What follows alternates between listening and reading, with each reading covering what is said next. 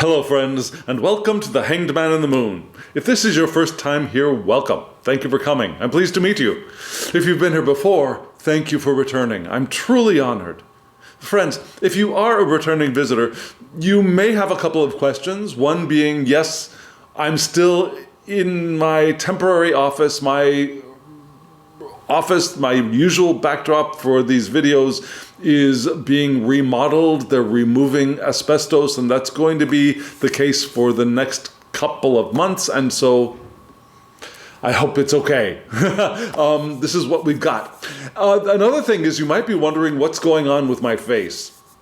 So, someone very, very close to me, a very, very important person in my life, asked me,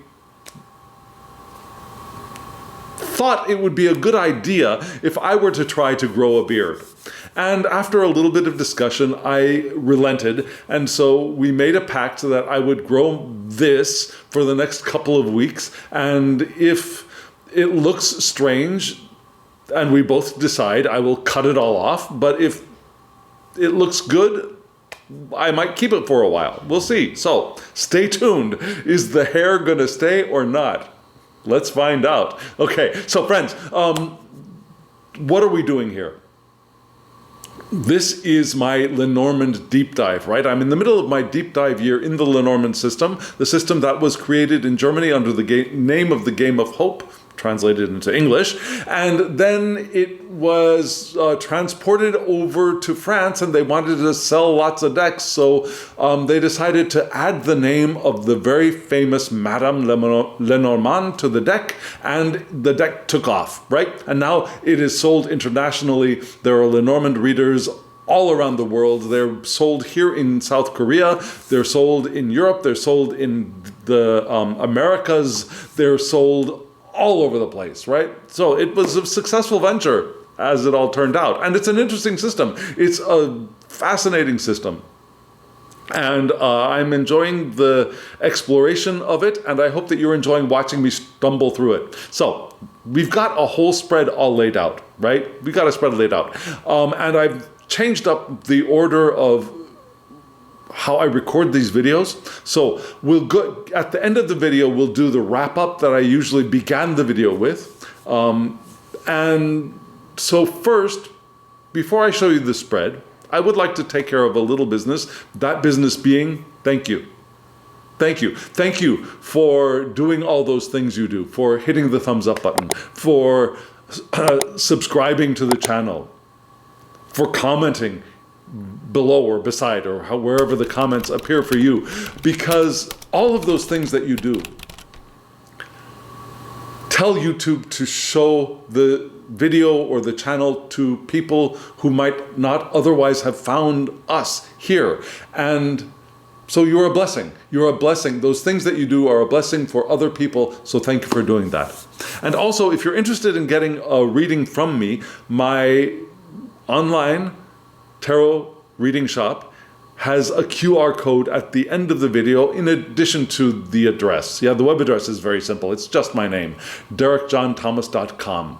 And then /shop if you want to go directly to the shop, or just enter my name.com and you'll get to my website, and my shop is there too. Okay, all of that wonderful stuff. So, friends, I've got a spread already laid out for you. What we're going to do is I will show you the spread. I will tell you a little bit about the decks that we're using, the deck that we're using, I should say.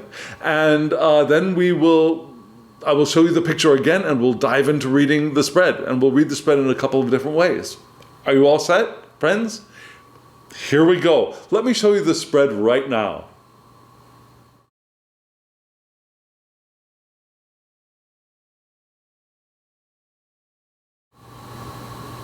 Friends, what do you think of this deck and the spread that we've got laid out? This is a wonderful deck, and it's a deck created by the wonderful, brilliant Robert M. Place and the equally brilliant and astounding and unfortunately departed from the physical plane, Rachel M. Pollack. It's called the Burning Serpent Oracle, Lenormand, I think. There will be a link in the description box below, yeah? Now, unfortunately, this deck is out of print. The link takes you to the page for this deck on Robert M. Place's website. Interestingly, on that page, right below where it says that the deck is out of print, there is an email address. So, let's see. If you're interested in this deck, go to that link. Maybe use that email address and let Robert M. Place know that you are interested in this deck. And maybe with enough contact, he might reconsider finding a way to print this deck once more. You understand? So I'll have that link down there. And if I'm not using this deck because I'm trying to tease you and say, ha ha ha, you can't get this deck. I'm using this deck because I think it's gorgeous. And I wanted to use the deck for this deep dive series. And I wanted to use this deck before we get into the larger spreads because these cards are on the big size. If you know Ciro Marchetti's Lenormand, you know that the size of those cards is big. This is about the same size, I think. And so, personally, I would not think of using this for like a Grand Tableau or even like a 13 card spread. And photographing this deck in even a 9 card box, I think might be challenging to be able to present it in a photographic image with the display dimensions that we currently use. I think it would not come out very well. So I wanted to use it for this 7 card spread. Get it? So, 7 card spread. Let me tell you what that means, just in case you're new here. So this is what I call, well, other people call it too, an airstrip spread. You know, like an airport has an airstrip where planes land and they take off? Yeah? So the intent for this spread is it brings us from one card to another. I should have said from one card to another for you, because the card on this side is where we depart, and the card on this side is where we land. Yeah? And so the cards in between tell us how we get from point A to point B. Yes? Now, there are a couple of ways to use this spread, and probably the most common is you would deliberately pick, you'd go through and you look at the cards and you choose 2 cards, one to represent the starting point and one to represent the ending point. For example, if you want to move from you feel confused and you want to have clarity, so maybe you would, and success, so maybe you would choose the clouds card for your starting point, the card for confusion, and then you'd choose the card for like the sun perhaps, maybe, as your destination. And then you shuffle the cards and you lay the cards in between and find out how you get from that confusion to your clarity and your success. That makes sense, right? But I didn't do it that way. Yeah, I let the deck teach us where we're beginning and where we're ending. So this is all randomly selected. That makes sense, yes? Okay, so friends, what am I going to do now? Now that you know what it was you saw, I'll give you another opportunity to look at those 7 cards in a line once more so you can get an idea of which direction we're going to be headed in now. And then we will read the spread together in a couple of different ways. I think I already mentioned that. So friends, here we go. Here is the spread once more, and then let's start a reading. Here it is.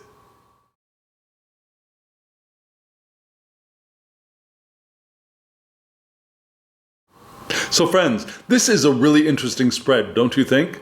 Yeah? What did you see? You saw we had from left to right, we had the fox, the clover, the garden, the crossroads, the fish, the key, and then the lilies, right? And so we're beginning with the fox, that's where our starting point, and we end with the lilies. Pretty nice, yeah? The starting point might be a little bit uncomfortable, but we land in the end in a place that is nice, I think, fairly positive. Now, okay, positivity and negativity. You know that I like to get a general sense of how these cards play out, right? And so let's look at the those characteristics. Yeah. So for the fox, for some people, the fox would just be straight out negative. But for me, the fox is neutral negative, somewhere in that range, right? So we've got one neutral negative. The clover is positive. So we've got one positive, one neutral negative. The garden is neutral. The crossroads is neutral. The fish is positive neutral, so that positive neutral and the negative neutral cancel each other out, right? The key is positive, so we got two positive cards. And then the lily is positive neutral. So we've got two positives plus a positive neutral in addition to general neutral. So we've got a fairly positive spread here. Very helpful, I think. But we begin in a fairly... Oh, names, yeah? You might have also been thinking, what is he talking about? It's not clover in this deck, it's the red clover, right? It's not the fish in this deck, it's the jumping fish. And even the lily isn't the lily, it's the lilies, right? So there are some changes to names in this deck, which are fine. You might also notice that the images have some additional information that is, I think, helpful. But we want to keep in mind that we don't read Lenormand exactly the same way as we might read a tarot card, where we're diving into a rich plethora of, or a tapestry even of symbols. We're looking at one specific symbol for each card and the meaning of that symbol for us in this spread. Whereas a tarot card, we might look at the sun, we might look at the background, we might look at many elements in a tarot card. For this deck, we're looking at the main image, although we will check at the background in the first card a little bit. First card, where we start off with, is the fox, right? Here we got the fox. Do you notice this beautiful fox, this foxy fox, is sitting there, looking a little bit nervous, maybe, or hot, at least, one of those two, panting. And this fox is in the middle of a city. Whereas the more common, I should say, image of a fox places the fox either in the woods or out on a field of some sort, right? Here we got the fox in a city, and when Robert M. Place and Rachel Pollack were planning out this card, they were thinking of London in the 19th century, so maybe mid to late 1800s, maybe around the time when Lenormand really became the most popular, I suppose. So we've got that, although they also point out that there are neighborhoods in London. This is a working class neighborhood. There are neighborhoods in London that look like this, pretty much the same, even to this day. They did not know that when they were drawing the card, but apparently they found that out later. So we got the fox in the city instead of out on a field or out in the woods. But still, this is a fox. That background image might help us remember that for some people, the fox is a work card, right? This is a working neighborhood, a work card. For me, not so much. But I know some readers do move in that direction. What is a fox, though? A fox is a creature that has the mammalian instincts of forming families. They live in dens. They have kits. The baby foxes are called kits, and they nurture and rear their young like most mammals do. And so the adult foxes are responsible for going out and bringing food back to their babies, especially when they have babies. And so what do? They're not the big predator like a bear or a lion might be, where they could just barrel through whatever environment they have and find food and grab it and start chowing down on it. They're fairly small creatures, so they have to be quick, they have to be clever, they have to be, they have to follow their instincts, and they get what they can, right? They're a little bit of a scavenger. So, those are qualities of a fox. But we also want to think of, who are we in relationship to the card? Are we the fox, or are we the human who oftentimes feels like they are being stolen from, right? That the fox is a trickster, that the fox sneaks in and steals from them, hens. Now, there's a difference between the fox and the rats or the mice, right?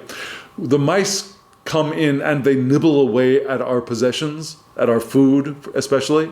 The fox comes in and steals a whole chicken, for example, and runs away with it.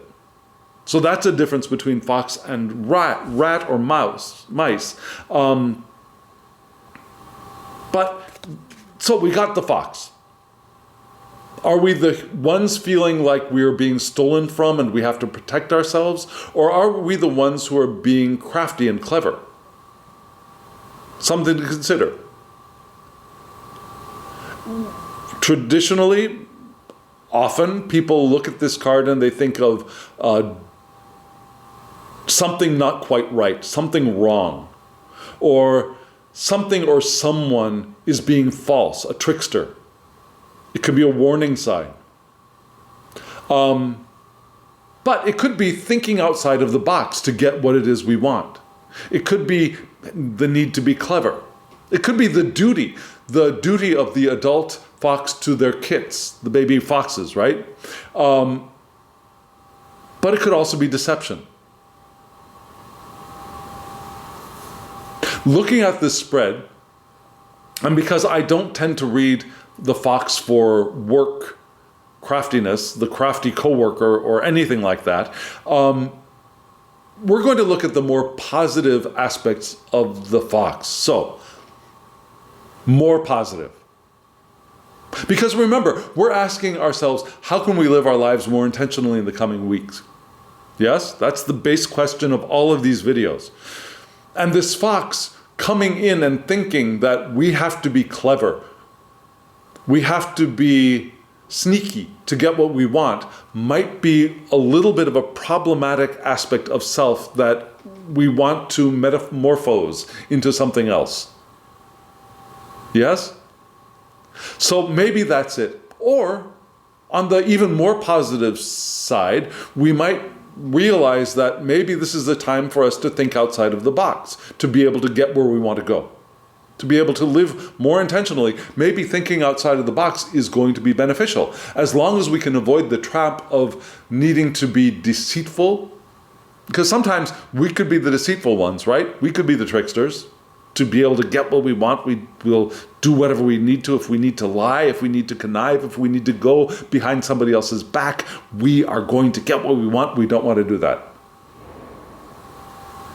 That's not living life intentionally. Feeling like we have to be the clever ones, we have to be the ones who do whatever it takes to get what we want, is not the posture of one who is living an intentional life. The one who lives life intentionally, it doesn't necessarily have to go around and say, I'm going to do this, and I want that, and I want this, and I'm going to experience that. We don't need to do that, but we do want to be open and honest. Yes? So, if we're going to be open and honest, we're not going to try and sneak around somebody else's back. We might not feel the need to tell everybody what we're going to do, but we don't need to sneak around, because that is a restrictive attitude. That is an attitude of restriction and tightness and sneaking, right? When we think of sneaking, we don't think, I'm going to sneak around and we draw ourselves together.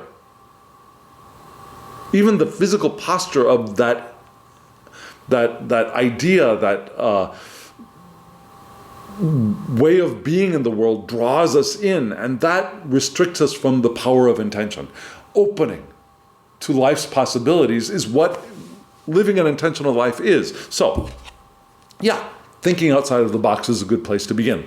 We want to avoid that other stuff. That makes sense, yes? Just like the fox in this card has their mouth open. We want to be open to discovering, to receiving, to finding new ways. without having to be sneaky about it. We're just open to finding new ways. And it's interesting because we're going to get the path card or the way card or the crossroads card pretty darn soon. But the next card, we move from the fox into what? Into the clover. I love this clover card. I love the fact that there are bees in this clover because it makes me think of the clover is not something that is, we don't sit on our couches and expect the clover to appear before us, right? We go out and we live in the world and we explore the world and we discover the clover. What is clover? So clover, we generally I don't think of the flower when I think of clover.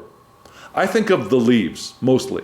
And I generally hop right on over to the four-leaf clover, the one of luck, the one of the Irish, the good fortune.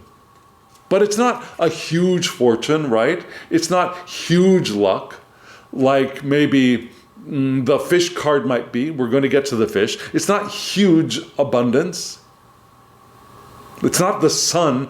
It's small. It's a small plant. But it does grow back with a fury, right? If you try to get rid of clover, you will know that it will almost always grow back. Unless you use some really toxic stuff on it, it will grow back. You pluck it, you cut it down, it will grow back. So, it's small. It's not very strong or sturdy like perhaps a lily might be, or even the bouquet, but it is green, it's fresh, it's a ground cover, it grows back. It has luck, but it's not big luck, it's little luck. It's the little opportunities, but they spring up in abundance. There are a lot of them, usually. It's not just one flower sticking up. There are a bunch of them. So it also shows us that there's a variety and a plethora of opportunity and luck available to us. If we go out like the bee and we go and explore the world. There are opportunities here. So the clover card is what? It's small, everyday luck. It's happiness, but not big happiness. It's everyday happiness. Hope and optimism, right? Maybe some synchronicities.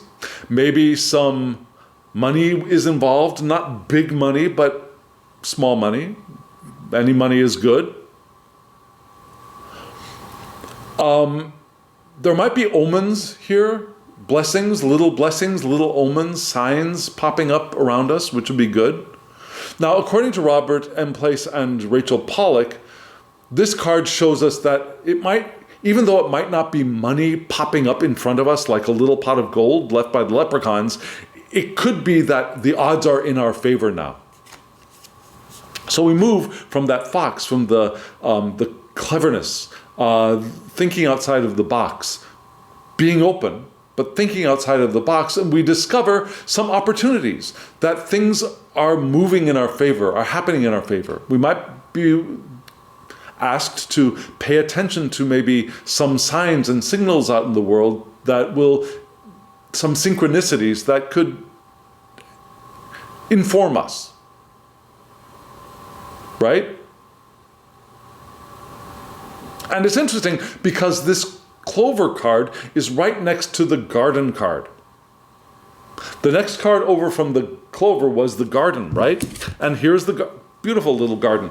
A very homely garden, I'd say. This isn't the grand gardens of the 19th century wealthy people, right? This is a small cottage garden, you might even think. A very homely garden, not homely meaning ugly, but homely being of the home rather than of the palace or of the institution. This is the garden of the home. It's a homely garden. But still, this isn't the garden really for raising vegetables to eat. This is a garden of raising flowers and beauty. And you can see the flowers there, right? You can see the picket fence. We can see the bird flying. We see some fruiting trees, but we don't see We don't see onions growing or carrots growing or pumpkins growing, right? We don't see big commodity food stuff. We see luxury food stuff like fruit. But that fruit could also be ornamental as well, right? So what is a garden? Traditionally, the garden means society, social events perhaps, community. Now, for some people, the garden could be a business, because a business is also an organization of people. But it would be the people in the business rather than the institution of the business, if that makes sense. The institution would be more like the tower in Lenormand, whereas this is the people within that institution. It's the society, the working people that are organized within the institution, right? So it could also be many people in public. It could be networking. It could be a social gathering. People used to gather socially in gardens. At the time of the creation of this deck especially, people would gather in the gardens for a garden party. You've heard about those before, right? But it could also be a space for social climbing. Yeah, we network not always only for getting business, but also we network to climb the social ladder, and that could be indicated here too. Working with other people could be indicated. Perhaps letting those other people help us could be indicated as well. Now, according to Robert M. Place and Rachel Pollack, this is a card that with the clover, it might mean a new welcoming group of people. So it might be that because we are moving from the clover to the garden, that those opportunities might include new groups of people, new people to socialize with, and those people would welcome us, yeah? Cultivating social relations. Relations not always of work, but also of beauty and of friendship. So we might gather together more friendly faces around us, or we might enter a group of friendly faces, which would be nice, right? And it's interesting because this card connects to the next card, which is what? It's the crossroads. Interesting here. You see the statue there in the center reminds us of the crossroads is also the place of Hecate, right? The trine goddess, the maiden, the mother, the crone, right?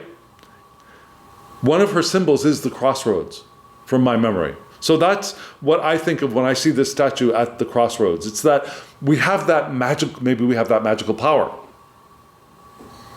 But the crossroads always indicates a choice. Remember that poem by Robert M. Frost that says, "The road not taken"?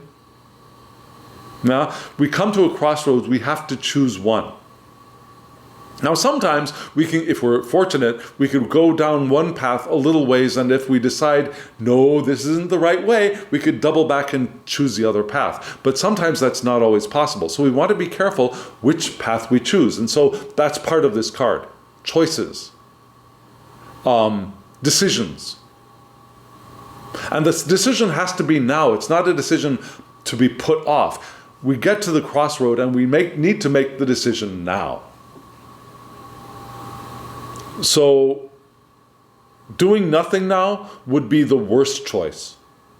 Sitting and standing in the crossroad and just, I don't know, I'll just stay here for a while. That's not the best choice for this situation when this card appears. Interestingly, in the original Game of Hope, this is card number 22. The garden is card 20. The crossroads linked back to the garden card. So if you landed on the crossroad, you would have to go back to the garden and then wait till your next turn if you were playing the Game of Hope. So we've got this connection here between the garden and the crossroads. And the garden shows us the situation that we are in, and the crossroads shows us the difficult decision that we need to make to move forward and where we're going to move into. That makes sense, yes? So because the garden card is right next to the crossroads card, the next card is going to be showing us where we can move after we make the difficult decision. And the next card we've got for the difficult decision is a very positive card. The key, well, not a positive card, the fish. I said the key, didn't I? I skipped ahead. The next card is the fish. And what is that? Well, you see this jumping fish, and it's interesting that Robert and Place decided to put a coin in one of the... okay, so it would be the left-hand flipper, let's just say that. I forgot the scientific word for it. But the left-hand flipper of the fish, we've got a coin there. Why? What is a fish? Okay, so for us humans, fish are a source of easy abundance traditionally. If you think of a fishing ship, a fishing ship, what do they have? Oh, they've got to work a lot, right? They've got to keep their ship maintained. They've got to get the ship out into the place where the fish are. But when they're there, what do? They drop their net, or maybe they drop their line, but they drop their net, and then they pull their net up, and they've got a lot of money. Right? So there's an abundance, a feeling of abundance there. Then they go back and they can sell the fish and they can get real cash money, right? So the fish is that one thing. So it's money, resources, and abundance are possible here. But the fish is also in water. And usually in the Lenormand cards, the fish is in an ocean rather than a river or a stream. So there's that feeling of large water, which can indicate things like the soul and the unconscious. So we've got the idea of a soul or our emotions here as well. The playing card here is the King of Diamonds. Now the King of Diamonds, which indicates a businessman, right? An entrepreneur, an employer. Maybe a man with influence who can be critical or demanding, but beneficial to us. So if you've got somebody like that around you, great. Take advantage of that person. Network with that person. Get in, interact with that person. That will be a benefit for you. Rachel Pollack especially also points to male potency in the fish card, or fertility. Why? Well, we think of the ocean as a womb, yeah?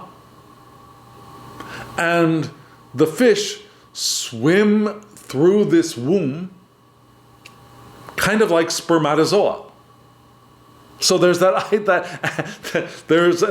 concept of fish as being male fertility, but also the male aspect of fertility, of impregnation, of spermatozoa. Yeah. So we've got that idea too. So if you're a guy, if you're a man watching this, maybe a little bit of your more male virility. Now, if you've got testes that produce spermatozoa, maybe this is the time for connecting with your male, not masculine, but male sexuality and fertility and potency. Yeah? But also remember, we move from our crossroads into some sort of abundance, some sort of perhaps money and resources. We might receive some information from the unconscious, might be good, but I think we're focusing here on resources and maybe even a little bit of power if you're a masculine, a male person. I keep saying masculine, but whether we're in male bodies or female bodies or intersex bodies, or we assign ourselves to the masculine or the feminine or the non-binary, whatever we consider ourselves to be, we all have masculine aspects and feminine aspects within us. So, this is not pointing to that. This is pointing to the bodies with testes, right? So, if you are in a body with functioning testicles, then this is also maybe pointing towards your potency and your sexual power, right? But generally also money and resources. And the fish moves us directly into the key card. Very positive key card. I love this key card. The key, what does the key do? It opens up things. It unlocks things. It's the card for success. It's the card for certainty. It's the card for answers, right? We unlock the answer to a question.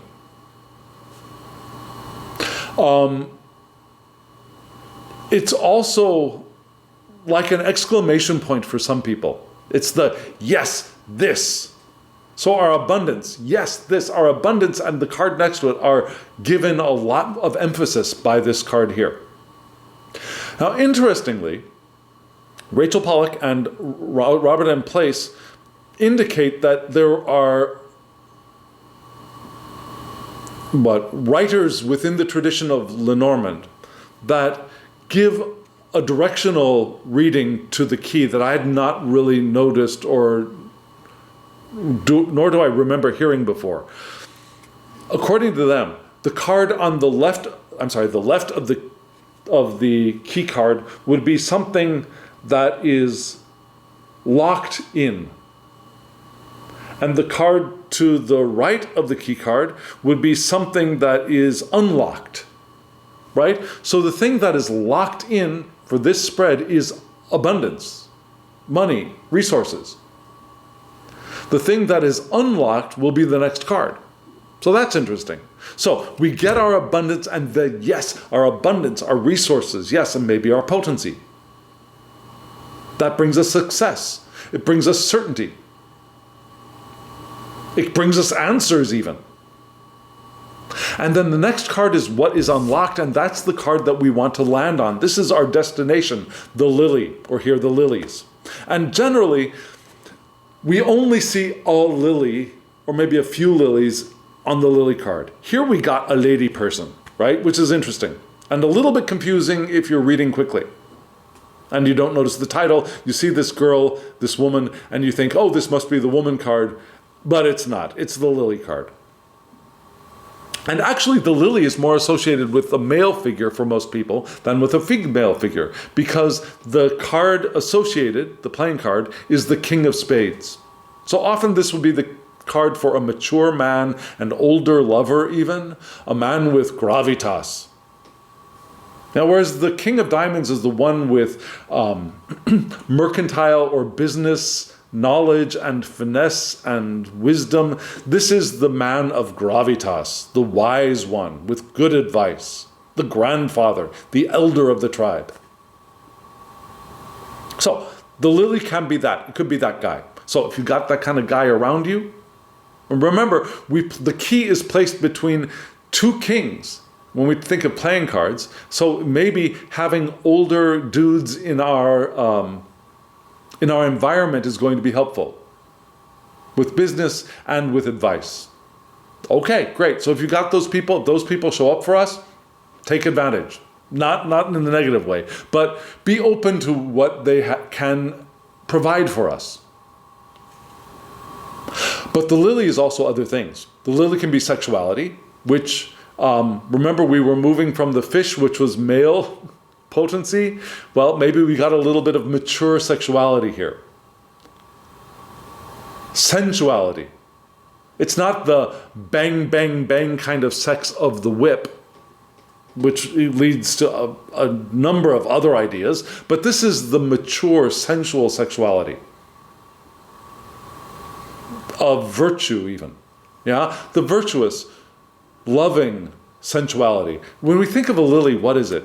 A lily, it's a fairly strong flower, right? The stem is sturdy. The flower itself is soft, but also very sturdy, right? Not like the leaves of a rose that are very soft and fragile. And sometimes the stem of a rose is also very fragile, although it's thorny. It needs protection. The lily doesn't need protection because it's sturdy by itself. It is virtuous even. And it's a symbol traditionally of purity. We use them in funerals. We use them in baptisms. We use them in places where and times where we want to signal purity, virtue. So we have those symbols here too.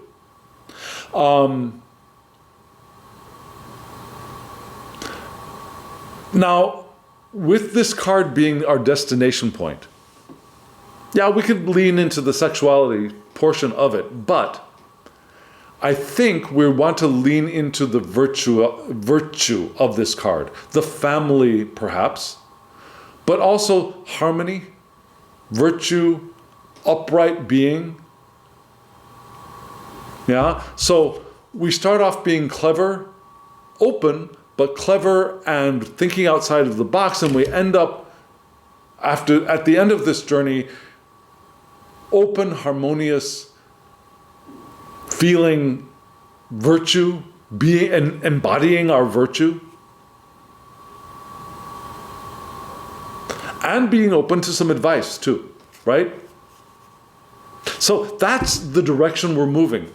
Did you get that direction of moving from our cleverness, thinking outside of the box, being open to finding new paths, and the paths card, we will be called to make some choices. We move through some good luck, right? We have perhaps some opportunities. We engage our optimism. Maybe we see signs around us that indicate where we can go, and we find a community, perhaps a social community. We may be able to even climb up the social ladder. We might, our reputation or our social standing might increase, right? And then we move into the crossroads, which tells us that yes, this is the time for a choice. We're moving from our place, our improved place in society.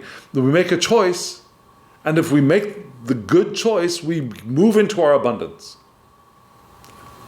perhaps our potency. We discover resources. Perhaps perhaps intuition leaps up from our unconscious, and we get some new, fresh ideas, and then we move into the key with success and certainty. And our abundance is unlocked, and it flows even more. And what is locked in, I'm sorry, yes, let's see, no. So no, I'm sorry, our abundance is locked in. Yeah, that stuff that we've gained from the fish card, it's locked down, it's locked in. And what is unlocked, what is freed is our virtue, our harmony, family, our relationships, perhaps even our maturity. What a wonderful journey. It asks of us some clarity, decisiveness, and making good choices, but it's a wonderful journey, I think. Now we've got another way to read this spread. Yeah, we're going to look at the mirrors and see what extra information they might be able to tell us. So I will show you the spread again, so you just get that sense of flow from, I'm sorry, for you it's this way, sense of flow from the fox through the lily, and you can see where those mirror cards pair up, and then we'll read those together. Are you all ready? So friends, here's the spread.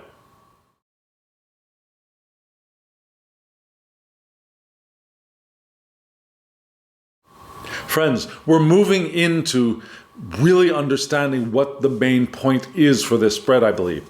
And we're starting off with the mirror cards. And just in case you don't know what I'm talking about, we look at this spread. Even though we're moving from point A to point B, the center card of the spread is informative. And the center card of this spread was the crossroads, right? So this is about choices. This whole spread is a little bit about choices, and that's how we get from point A to point B. And then we look at the two cards that are flanking that center card, and then we look at the next two cards. We take one step away from the center. We look at those two cards as mirrors, and then the final cards, the end cards, will be mirrors. And we'll read those cards together in a slightly different way. So, just as a reminder, this is our central card, the crossroads. This is a spread about our making choices,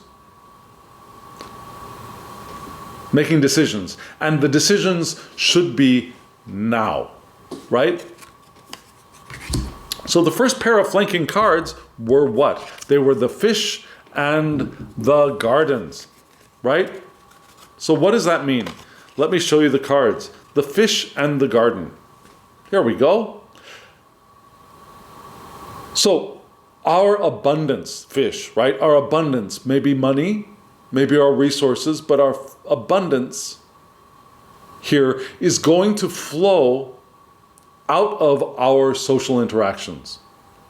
Perhaps our networking, perhaps our elevation in society, if that makes sense to you, will result in that abundance, in those resources being available to us.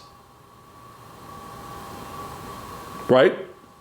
And it might take some work. Remember, to get the abundance, the fishermen have to do some work. It's it's possible that the fish will just swim into our refrigerators. It's possible, I suppose. But I think we're probably going to have to do some work to get that. But that flows from our social interactions. Now, if we're reading the path card directionally, sometimes the decision would be either social networking or abundance. Right? That could be what we have to choose between.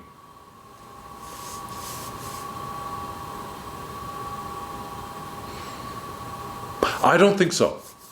I don't think that's what this spread is telling us, because even though that is the central card, okay, now I'm rethinking what I want to say. Yeah?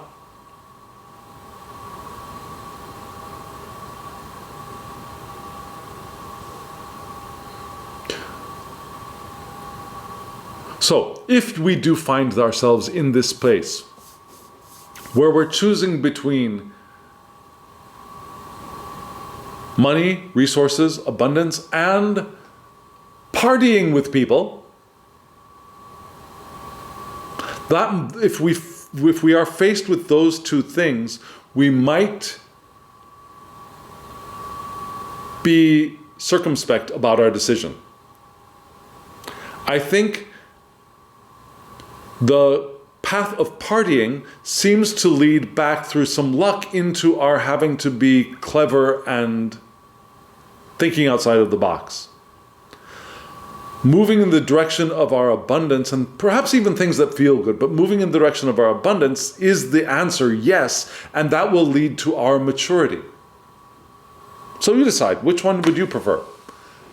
Being clever and thinking outside of the box, or being harmonious, mature, perhaps even sensually sexual? I'd choose the lily, personally. Yeah, because it flows from and through abundance. So it's not like we're giving up stuff. We might be giving up a party, but we're moving into our maturity, our ability to stand upright. Yeah? So something to keep in the back of your mind with this spread is that we might be faced with that choice. Do I go out and party, or do I move in the direction of my abundance? Yeah? Okay, so we got those two things. But still, our networking And our social connections could be where our resources and our abundance flow from. They flow from that, perhaps, which is different from going out and partying, right? Networking, being in good relationships with other people, finding a new group of people, that being a source of, or where our abundance flows from. But we don't want to go out and be party animals, right? That's another layer of choice here. And so the next two cards that are mirrors for us are the key and the clover. So when we come up upon the clover being what? Small luck, things that feel good, happiness, our optimism even. And the moments of synchronicity, those are yes, yes, yes, yes, yes. We want to follow that lead.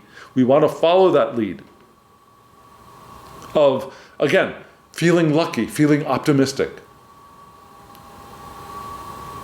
Right? That makes sense? And then the next two cards give us the fox and the lilies. The fox and the lilies. Now, remember, we did start from the fox and we wanted to move towards the lilies, but here we have them as mirrors. So the beginning and the end are mirrors of each other, and they reflect each other.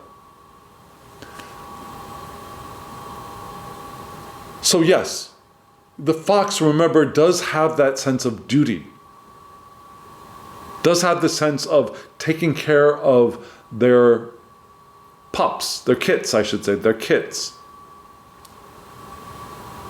Being clever if we're being clever to take care of those around us, the people that we are responsible for or who depend on us, then that is a sign of harmonious family life, a sign of our maturity, which is indicated in the lily card right here, right? So,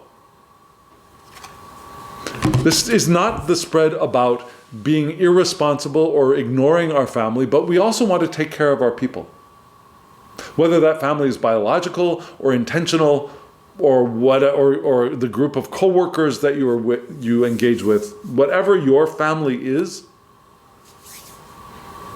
this is also a time to take care of them. Yes? This is a very interesting spread. Oh, one more thing. Now, remember, I also like to add up the playing cards to see what the general characteristic of the spread points towards. And what do we have here? We have a 9, and we have the 9 for the fox plus the 8 of the clover gives us 17, right?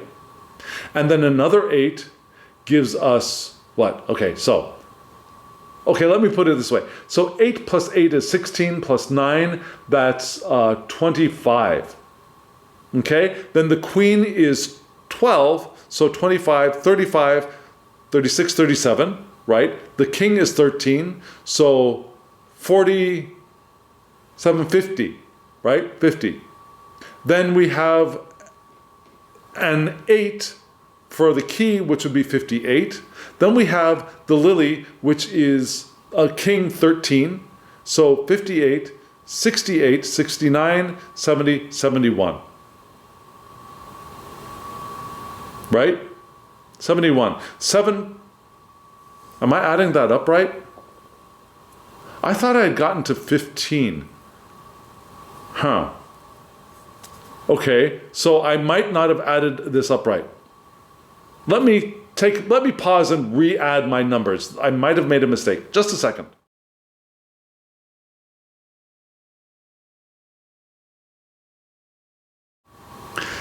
My figures were really weird when I was trying to do this by sight because I misread one of the cards. Yeah, the clover is not 8, it is 6. So, what do we have? We have 9 plus 6, fox plus clover is 15, plus 8 for the garden is 23, plus the queen for the crossroads, that gives us 35, yeah, plus the fish at 13 gives us 48, plus the key at 8 gives us 56. And then plus 13 for the lily, the king, that gives us 69. And 69, we do not have 69 cards in the Lenormand, so we add those two numbers together, and that gives us 15. And 15 is the bear. The bear. Remember near the beginning of this video, I talked about the fox not being a large predator like the bear? Well, here, the whole idea of this spread is a little bit bear-like, yeah? What is a bear? A bear is a top predator. They're the biggest thing in their environment, close to it, yeah? They are strong, they are protective of their cubs. We got that with the fox being a little one, but the major idea is for us to be upright and strong and powerful and protective. We want to care for those around us. And maybe if we can't do that, maybe there is someone around us who can be that for us. But I think we are being called to step up and be strong, not necessarily aggressive. A bear usually will not actively go out and aggress unless they are in a state of deprivation of some sort, right? A bear will not bother you unless you bother it or its cub. Then watch out. But a bear is not out to kill for fun. The bear is just strong and powerful and says, forget all you people, I'm out being my best bear self until you mess with me, right? So that's what we want to be. Be your best bear self. Maybe that's the title of this video. Be your best bear self. Yeah? Why do I think that this is the best title? And it might actually be the title for this video. I don't know. I'm thinking outside of the box like the fox. Yeah? Be your best bear self. Why? When we live our lives intentionally, we want to open up to the power of intention, certainly, but we also want to open up to our innate power like the bear. Yeah, we want to know that we are powerful, and that power is not entirely within these physical bodies that we have, but that power comes from the divine. That power comes from the power of intention, but we have access to that, and we can funnel that and direct that energy into the lives that we want to live. How? By going out there and being our best bear self. Right? Be powerful. We don't have to be sneaky. We don't have to be conniving. We don't have to do the negative aspects of the fox going behind other people's backs. We can go out as the bears that we are and stride outside of the box. Thinking outside of the box, yeah. Stride outside of the box and discover a field of clover which is small luck, small sparks of green life that can energize us a little bit and can gives us little bits of good luck and fortune, and that brings us into our ability to socialize, to be with other people as the fullness of ourselves. Yeah, and maybe that would be a better title, but I think I'm going to stick with be your best bear self. Yeah. Go out there and we interact with new groups of people who welcome us, and we become easier to welcome if we are confident and we are optimistic. And that leads us to a place where we might want to make some choices, and if we choose well, we move into our abundance and success and grow into our maturity and harmony and our ability to interact with other people and to be sensually active in a virtuous but sensual way. Purity does not have to be frigidity. Yes? Purity can be open and vibrant and full of life. And that life that purity expresses can be sensual and loving and sexual even. We don't have to put purity on one side and sexuality on the other, and ne'er the twain shall meet, I believe. There's a pure sexuality, a sexuality of soul connection, of sensuality, that could be part of this. It doesn't have to be part of it, but it could be. It's not, purity does not cut sexuality out of the story, is what I'm trying to say. So we could embody our soul connection, loving, sensual, sexual selves, as well as harmonious family, taking care of family, being with family, whatever that means for you, whatever your family is. Does that make sense? If it does, let me know in the comments below. If it does not, let me know in the comments below. I'd love to hear if you've got another interpretation, if I skipped over something that could have been helpful to this reading, could have taken this reading in another direction. Let me know in the comments below. I'd love to hear from you. And friends, in just a moment, you're going to see that QR code and my web address for my tarot reading shop, so stay tuned for that. And now, as always, I wish you love, joy, well-being, and pure awareness. Thank you.